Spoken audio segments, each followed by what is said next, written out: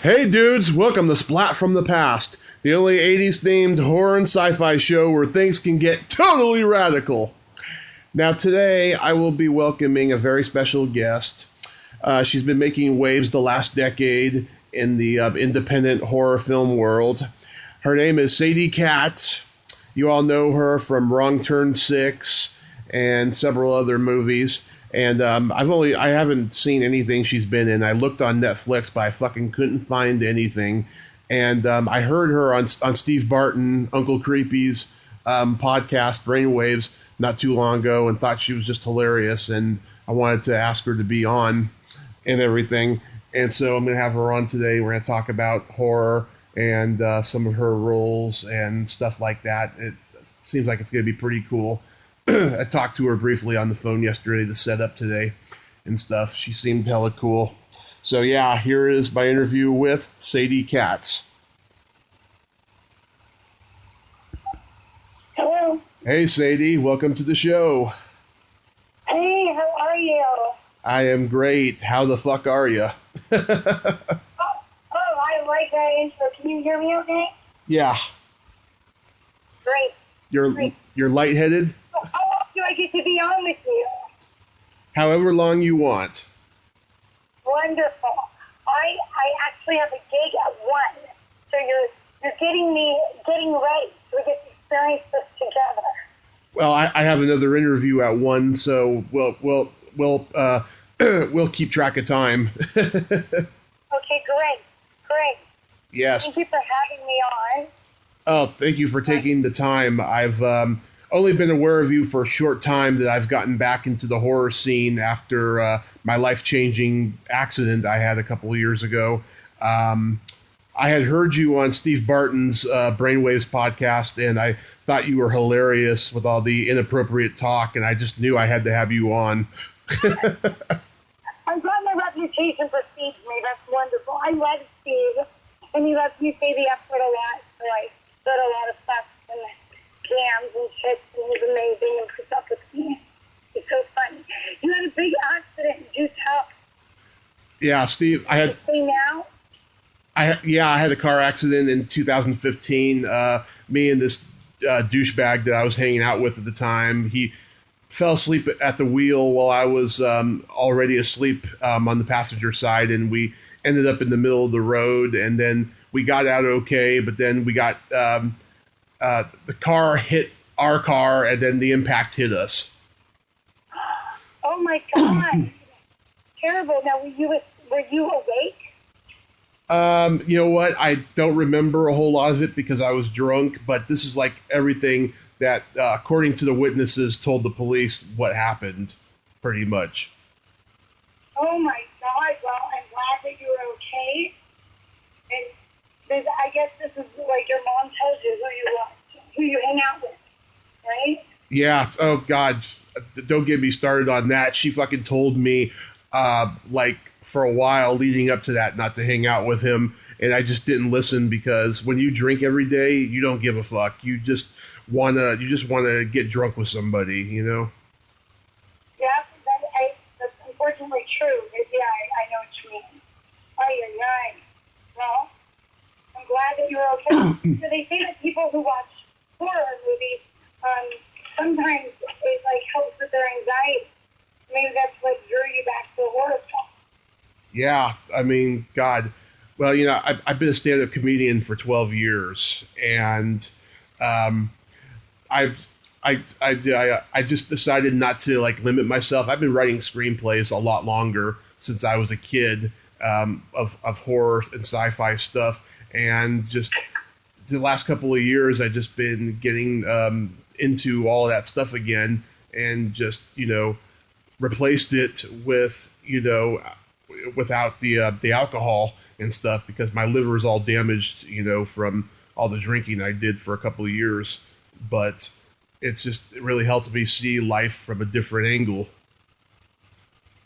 Oh, you got it. Oh, good for you. Congratulations.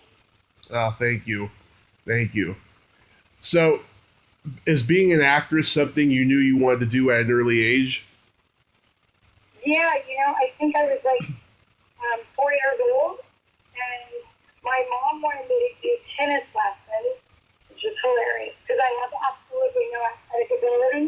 Mm-hmm. And I knew that I wanted to be an actress. I was really into The Wizard of Oz, Chip Darwin, and I just kind of like, I think it's a blessing now that I'm older, that I never had that like angst of not knowing what I wanted to do. Mm-hmm. I just always kind of knew that I was an actress, and that it was more than like what I wanted to do. It just kind of was who I was, and I was like putting on plays and, you know, writing stuff and being that little girl who comes out like in a dress and says, you know, I wrote this thing, watch me, you know. So that was kind of really just who I was. Mm-hmm. Very, very dramatic. So, yeah. I don't remember ever wanting to be anything else. Maybe a school teacher or a writer. Mm-hmm. Yeah, I always knew that with comedy and acting myself. I was always a ham. I was always performing and stuff. But, you know, as I got older and stuff, everyone was like telling me, you know, get a job and don't focus on that stuff. And I listened to them, which ultimately led to my drinking, you know. But I always say, do your own thing, you know, don't listen to other people. I mean, if you have to pay the bills, you know, do something that you can do in the moment, but focus on your dream, you know? Yeah, I mean, I think it's really tough when, that's the one hard thing about wanting to be in entertainment and being in entertainment is you can't really do anything else. I mean, you can, but it's like you're a slave to that. Yeah. So, I mean, as you know, it becomes your life. And so it's like, you can't really take a normal job. You can't plan vacations like a regular person. You know, you kind of have to just, at a certain point, bow down to that and say, this is my life. This is what I do. And, you know, after a while, people just get used to that. Mm-hmm. Without, you know, it's kind of funny because social media helps with that now. Yeah. Because everyone sort of has like their identity, and then so people go, "Oh, that's who this person is."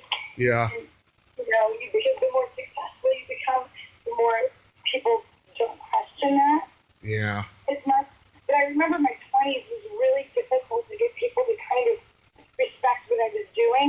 Mm-hmm. And now because I have more success, because it takes a while to get established. I don't have that problem as much, but that was really hard in my 20s with getting people, you know, when you say that you're doing something, they go, oh, really? Well, you know, what do you do for your job? Like, well, it is my fucking job, asshole. So, Yeah. you know, at least the longer you stick with it, the more people respect it. But it is really frustrating. Yeah, it's very frustrating. Did you immediately fall in love with the horror genre? I think what it really came from is I would be auditioning. I mean, I always was, you know, as a kid in the 80s, I watched horror films. Mm-hmm. You scared the shit out of me. I mean, I saw The Sign last night with my kid, Mm-hmm. and he went home, and my roommate's in Vegas, and I literally had to call up my friend and say, can I come over? Like, I'm having a fucking panic attack. I'm scared. I couldn't sleep.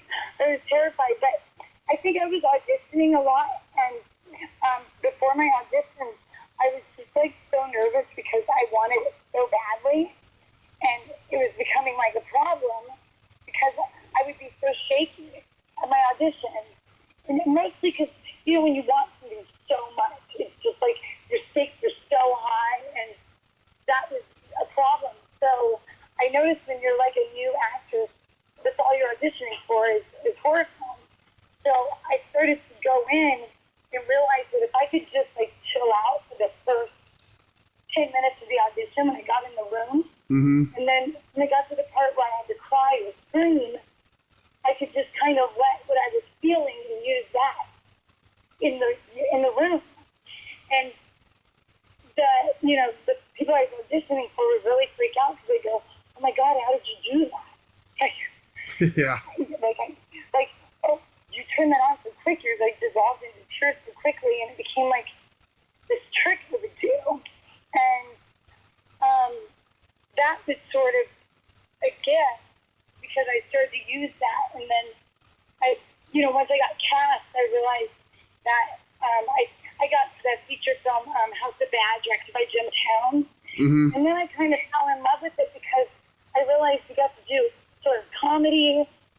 You got to play like an extreme, these extreme setups. And you got to do drama. I mean, you really get to do everything. So that's kind of how I fell in love with it. And horror fans are just so loyal. They're so good. So, you get to work, which that's never a bad thing. Yeah, it's great. Do you remember the first horror movie you ever saw? I would say that it would be more TV of like Tales from the Dark Side. Yeah. And Twilight Zone, which scared me to pieces as a kid, and I used to watch them with my mom. So those were mine. I was a hitchhiker in Tales from the Crypt guy. Oh my God! Yes, Hitchhiker. I remember that. The Crypt Keeper. Are you talking about Tales of the Crypt? Yeah. So scary. Like I was scared. Yeah, I've interviewed a lot of Canadian actors who are on The Hitchhiker, and they're telling me about that show and stuff, and just how underrated it is. Those shows were actually really great. Did you watch Black Mirror? Are you a fan of that show? What show? Black Mirror. Black Mirror? I haven't heard of it. Oh my God. Okay, you gotta get on. You gotta watch it. You'll love it. It's sort of the modern day version of those shows. Mm-hmm. Sort of like a much darker Twilight Zone. Well, I would say darker, a more modern Twilight Zone. Mm-hmm. The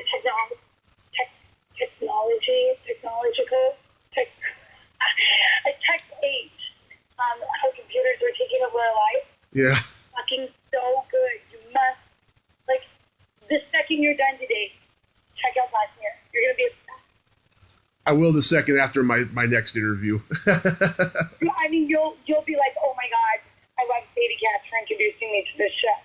Yes. You can't binge watch it either because they're each their own episodes, but you'll be so fucked up after one episode, you'll have to you'll want to call up people and be like, I need to talk about this. I have no life right now, so I probably will binge watch. I'm saying it messes with your head so much. You'll be like, wow. Yeah. Yeah. Crazy. It's such a smart show.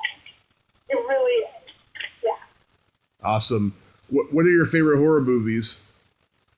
I'll tell you, I look a little worse for the wear because I cry my eyes out because it spikes me. I think The Shining has got to be one of the best films ever done. Oh. Not even in the version.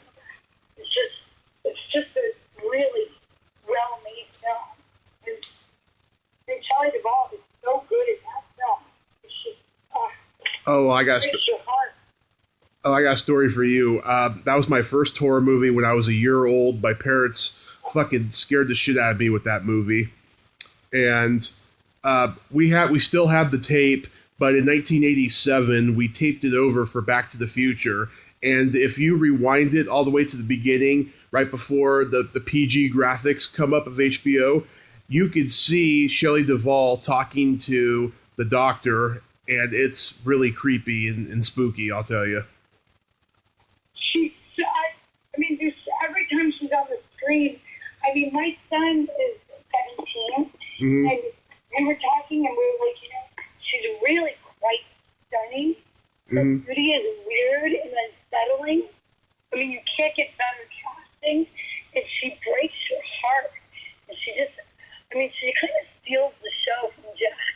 Yeah. She didn't really remember because she says the movie's so great visually, and another thing I guess I picked up because I've been doing films for a while, obviously. Mm-hmm. Is the sound is so good. I wanted to look it up and see, when he's riding that tricycle, and it's on the wood floor, and then it goes to the carpeting and the wood Right. All these great details. You just go like, oh my god. So Right. I think that's great.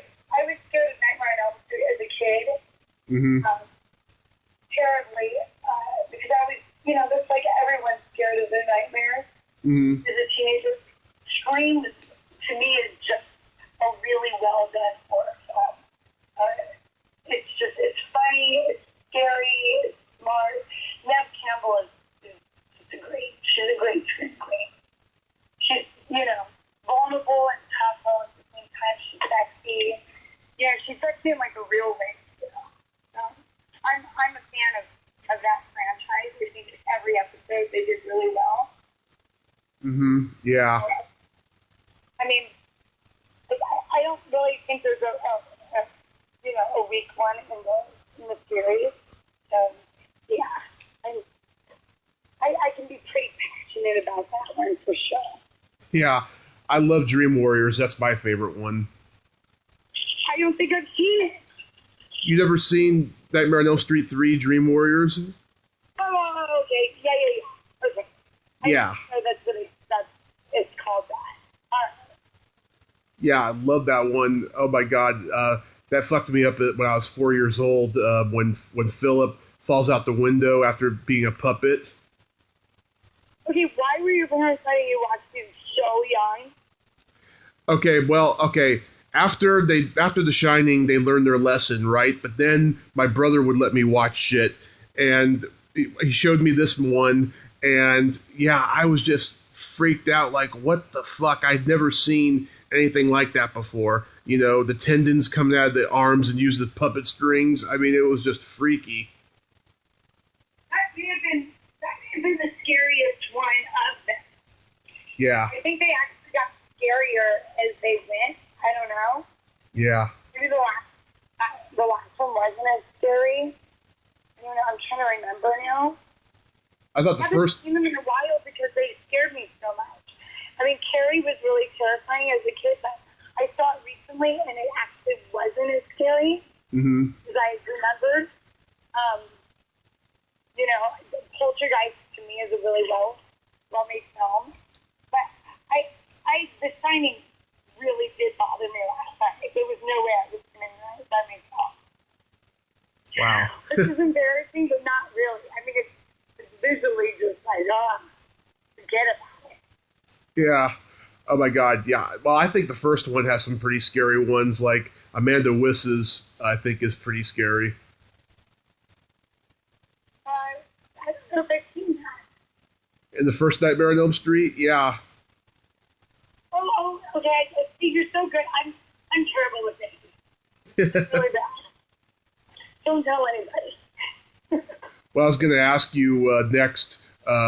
Did you ever have a crush on anybody in horror movies? I don't know. I don't know if this counts, but like Drew Barrymore in Poison Ivy was kind of a crush of mine. Oh my god. Oh my god. Sadie, I did too. Right? Yes. She was kind of everyone's crush for a long time. It's weird because I actually I haven't really seen her in the one we're now that's been. I was really obsessed with Poison Ivy. I love. Oh god. Actually, Jack was sort of my crush for years. Which is kind of weird. I remember in my grade school having a big crush on him. Tells you a lot about my daddy. Definite hardcore daddy. And I don't know. I consider Twin Peaks to be a horror. Mm-hmm. The actor that played Laura Palmer's dad, I was into, who kind of has a Jack look. Yeah, Jack Nance. Yeah. I'm giving away a little bit too much about myself by both those answers. Yeah, definite. Definite issues right there. Oh. Very clear. Oh, I don't mind telling you stuff. Oh my god, like in Poison Ivy, yeah, the part where where she's flirting with Tom Skerritt, and she. Yeah, that's it. Tom Skerritt. Yeah, it's the same guy in The Twin Peaks, yeah. Isn't that's the same actor, right? No, he's in Picket Fences. It doesn't, oh, okay, he just looks like the same actor. Yeah. And she, like, you know, she, like, shows him her painted toenails and stuff. Oh, my God. I remember being, like, 13 and, like, oh, God, I want to come all over those feet. You know the celebrity sex fight? You're not one of those guys, are you? Uh-oh. I am, but I'm respectful about it. There must be a lot of them because I'm always like surprised when I got a phone call from my girlfriend who said, "Do you see it on the celebrity sex fight?" I said, "What? What do you mean?" I said, "How did they get up there?" And apparently they get posted. I'm like, well, everybody has. I guess you know, everyone has a thing. A lot of people have that as a thing. Yeah, I think it's a little disrespectful that they do that, but the ones that I'm friends with on Facebook, you know, I mean, they post pictures of their feet anyways, you know. That's one thing, but I just think it's disrespectful if you know, they don't know that their feet are being taken pictures of and put on the internet. Oh well, I think you know what? It was pictures that I like posted that they just like went on. I mean, you know, it helps my IMDb count. I'm obviously it's kind of funny. It's like when they take nudity scenes and they chop it up and put it on Pornhub. Yeah. I guess it's just at first it bothered me, and then I realized that it's just kind of part of, you know, it's kind of part of the business, and you just goes with the territory. Yeah. It goes with the territory. It's kind of weird. It was definitely like a weird thing at first. Mm-hmm. You know, just because you go like, most because it's like clickbait. Like some stuff will say like, put my name on somebody else's porn. So Yeah. people think you're doing porn. Oh yeah. I don't like that. You know, but you know, after a while, you stop really caring and you just go like, oh well. Yeah. So yeah, it's the way it is. I'm sure it's the same thing with like comedy. There's stuff that you get with it. I'm sure you just kind of go like, oh. It is. People steal your jokes. People steal them. Oh yeah, people steal my jokes and shit. I haven't been accused of stealing any, but people definitely have stolen mine. And also, people get pissed off because I joke about certain things and stuff. You know, I'll tell you the biggest though. There's a lot of women in the Bay Area wanting to be stand-up comedians, and when they hear me making these crude jokes and stuff, they think I'm really like that off stage, like I'm a total pig and not a gentleman, you know. And so I have to deal with them, especially if I see a female comic or a woman, you know, trying to be a comic, and I think she's funny. You know, I want to mentor her because I've been in the business a while and stuff, and they think that I'm a pig, like I appear to be on stage and shit, and then they start saying shit about me that's not true, you know. Oh, see, that would be upsetting. Yeah, it happens a lot. It's really dangerous right now to be a comedian. I actually feel kind of bad for a lot of comedians because of it. Because, you know, you guys are sort of getting thrown under the bus.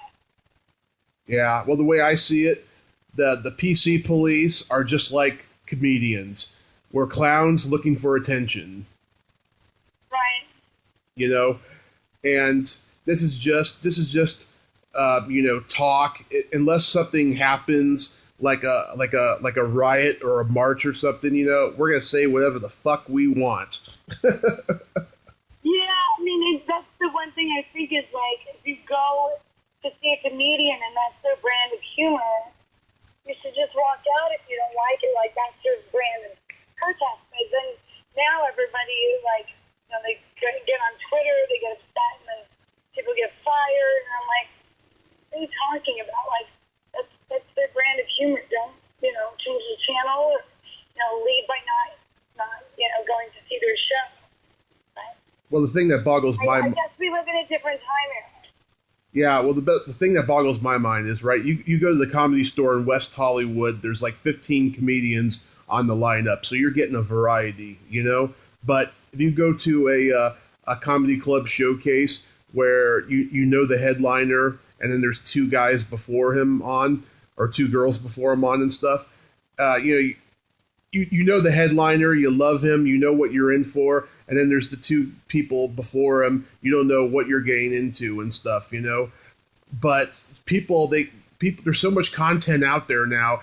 A lot of people don't know what they're in for when they go to any comedy show, and you know they just get offended. It's just like walk up and leave, you know. Yeah,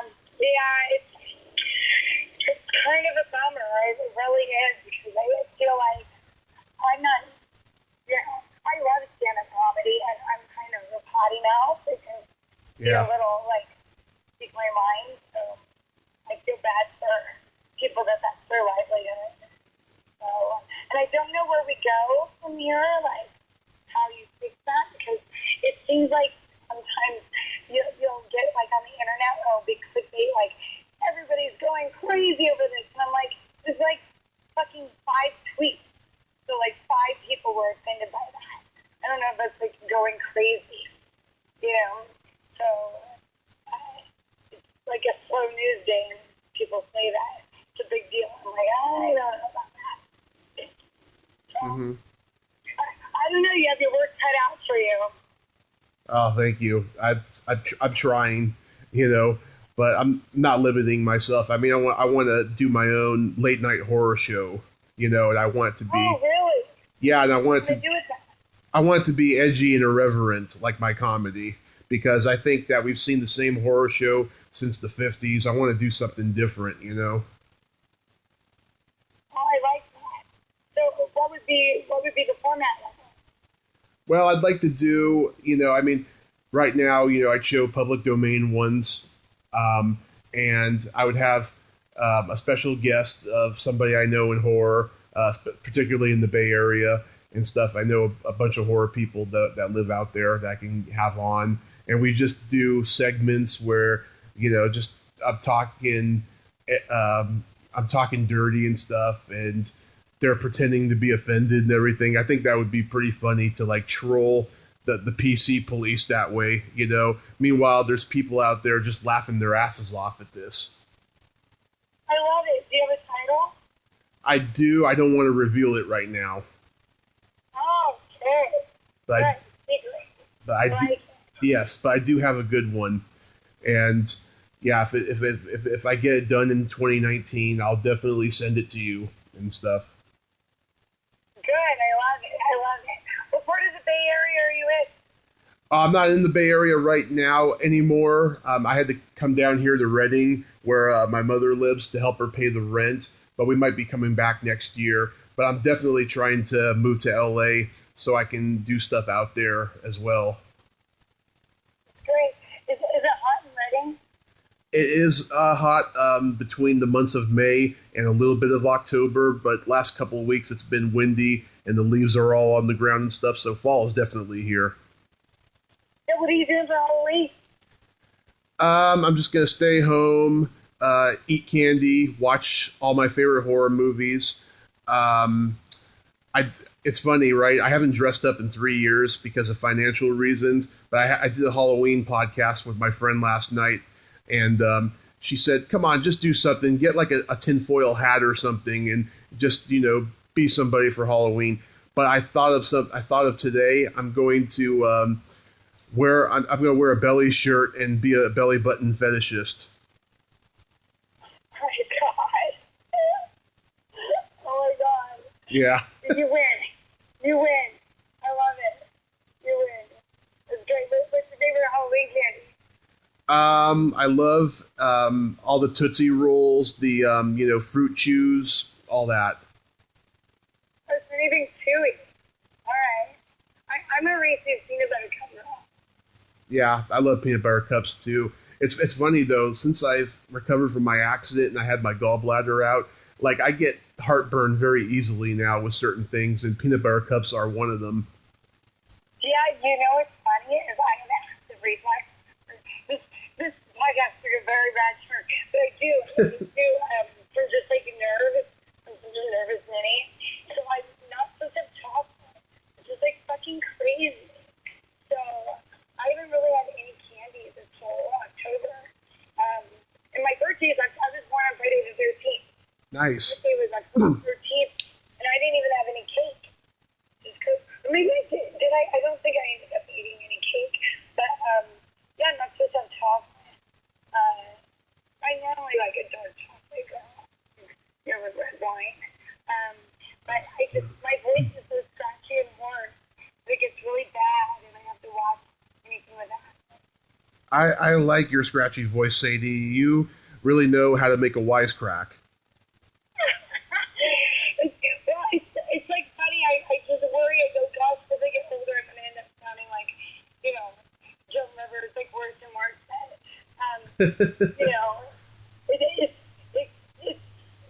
It's my voice. What am I going to do? But I'm doing like these periods, like I told you, of voice rest. Mm-hmm. And I know I'm shooting, which is, I have to tell you, vocal rest is like fucking really hard. People don't know how hard it is. And that means like not talking at all. Like spend 2 days not saying a word. And I have this, it's actually really spooky because I have this app on my phone where I put in, I type in what I'm going to say, and then the phone speaks for me. And so I sound like a female Stephen Hawking. Mm-hmm. It's like, where is the milk? And it's so crazy, and my poor roommate and boyfriend has to put up with it. And then I get really grumpy because I'm trying to mime stuff and write it down. No one knows what I'm saying. My son and everyone thinks it's really funny, but it feels really isolated and strange because, not being able to speak is like losing a sense. It's so crazy. Yeah. I want to write a script about it. I've always hated my voice. I have my dad's voice. Like we're identical over the phone. I pick up the phone, somebody thinks I'm my dad. It's just, I don't know. I mean, I listen to certain things. People tell me I have such a dry delivery. They don't know if I'm serious or not when I'm trying to be funny. And sometimes the joke doesn't land the right way. See, I like dry humor. I'm definitely someone who can appreciate dry humor. Like The Jerk is my favorite comedy. The Jerk, yeah, I love that movie. Yeah, I love it. So I have to run. I'm doing a shoot, but I certainly open to watch. I have, Sid Haig. Yes. I haven't talked to Sid, but yes. Yeah. A slasher movie called Hanukkah that's going to be coming out. I don't know when it comes on VOD, but it's coming out in December. We'll be doing a sneak preview, and I have a robot movie, a sci-fi horror robot movie called Automation that's going to be coming out in the next few months as well. I think it's to be going out in the next 4 or 5 months. I hope that you will. With Alyssa Dowling, who is nice. The lead, and you know Alyssa, don't you? So, I've never met her, but yes, I know her work. She's a sexy, feisty girl, and also one of my best friends. The fellow Libra. We had a birthday together this year. Oh, nice. Which was really fun, and she came in as Catwoman, looking saucy as fuck. So I hope that you'll check those out and maybe have me back. Oh, I definitely want to have you back and talk longer because there's so much we're not going to be able to talk about and everything. But we definitely get along very well, and I will have you back on again soon. Happy holidays. Maybe with Alyssa. I'll have Alyssa on with me. Oh, yeah, that would be great. We'll regale you with tales of us running a robot at 3 a.m. when we were shooting, which was pretty hilarious. Yeah. A lot of fun. All right. It's pretty ridiculous. Thank you so much for having me on. My pleasure, Sadie. Happy holidays and have a great day. And you too, babe. Thanks. My pleasure. Bye-bye.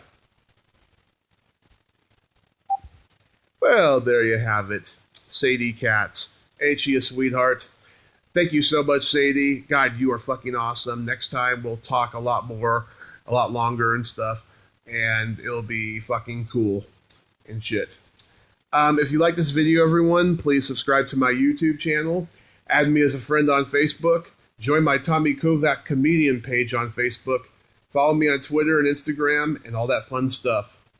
Well, that's all time we have this week on Splat from the Past. Until next time, this is Tommy Throwback Kovac saying, there's no shame in living in the past, because the present sucks. Later, dudes!